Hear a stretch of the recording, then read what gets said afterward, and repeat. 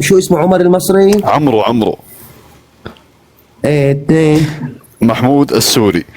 ابو مجد. هذا محمود مين؟ محمود صعيد اليوم حكوا لي عليه، قالت لي الاخت بنت حمص عليه. مين هو هذا محمود؟ ولاد جديد كلهم مجاهيل ابو عمر، ولا واحد تعرفه ولا واحد تعرفه. راس سوريا كلها على راسك، ولا عليك وعلى بلدك. لو كنت انا سوري، من اني بلد ولاك؟ من اني صرمايه انت؟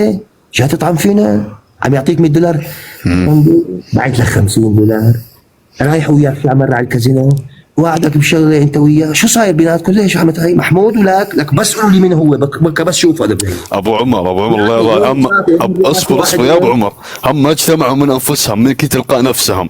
ابن التياسه كان صاعد ببث وقايل انا عندي مجموعه خاصه فيها 7، يعقوب وعمرو واسمه معاويه وابو مجد ومحمود، واحد اسمه زياد.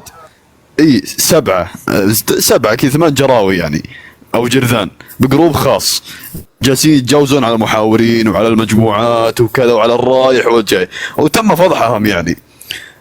هذول مجموعة ابن التياسة، هذول مجموعة الجرذان يعني بقيادة ابن التياسة. بس انه وصل تجاوز بالاعراض، وصل التجاوز بالاخوات المشرفين والمشرفات وكذا. فمن ابن التياسة ومن ابو عمر الحرامي ومن معاوية الكلب، هذا من الجرذان يعني بشكل عام. هذا معاوية مو اللي كان عند هذا الشيخ عثماني مرة سوى لنا مشاكل؟ لا واحد ثاني. لا واحد ثاني. طبعا يا كلب اكثر منهم، كلب من الكلاب موجود.